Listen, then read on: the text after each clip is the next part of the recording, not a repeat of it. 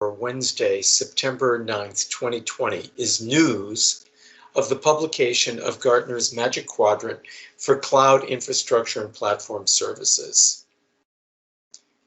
Although this Gartner MQ was published on September 1st, 2020, I only learned of it by reading references to it on the website of Protocol's Cloud newsletter. This Gartner MQ is notable for a few reasons. One, the opacity of the language in the MQ is consistent with cloud services, broadly speaking, maturing into pure commodity. I mentioned opaque descriptive language as a clear characteristic of commodity markets.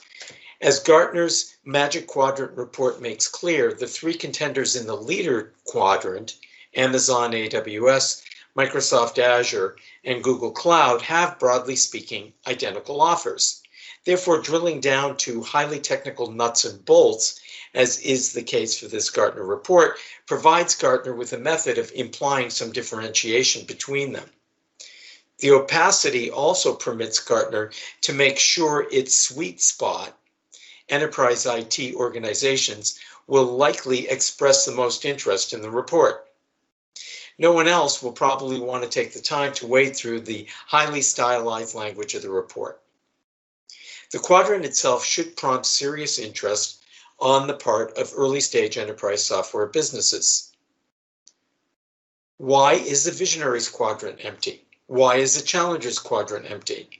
The conclusions to these questions will provide more support for the notion the market Gartner depicts in its report is a commodity market with the typical characteristics of any other commodity market, including airlines, food stores, etc. Tech isn't sexy just because it's tech when we're talking about commodities.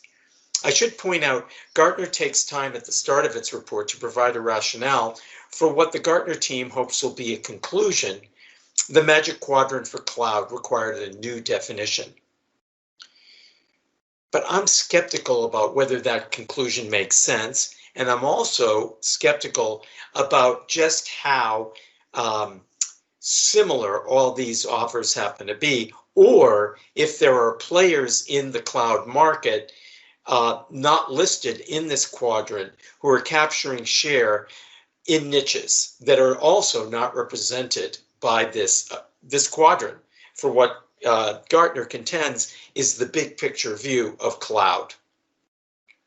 Simply put, Gartner contends big organizations in the public and private sectors, for-profit and not-for-profit, are now expecting a lot more than simply infrastructure as a service, IaaS. As I've mentioned, for the record, I'm skeptical about that. Especially when we're reading today about a coming public offering for a company called Snowflake, which is offering a slice of cloud capability directly targeted to analytics, to people looking to build visibility for big organizations into how groups of people are responding to technology as well as business process, etc.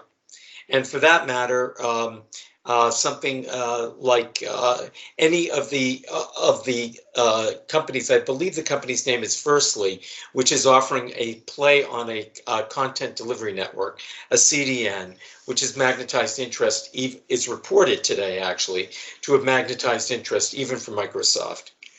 Finally, the topics Gartner covers in its evaluation of the offers from each participant noted in the Magic Quadrant provide early-stage enterprise software businesses, which we here at IMB Enterprises, we're particularly interested in that type of business as our customers, with a highly useful list of the questions and criteria enterprise prospects will be thinking about as they review your product descriptions online and the supporting material that you choose to provide to them. Investors also get a bonus. Gartner claims Amazon AWS, for example, contributes over 50% of Amazon's total revenue. That's something to keep in mind, especially when the question comes up about the possibility that Amazon would spin off AWS into its own business. My name is Ira Michael Blonder. I'm the CEO and founder of IMB Enterprises Incorporated. Please visit our website, www.imbenterprises.com. We have a blog on that site, publicly available, no gate, to over 2,000 stories or blog posts going back to 2011 on business topics for the enterprise. Also, please visit my Twitter page at Mike the Bebop, and I look forward to speaking with you soon.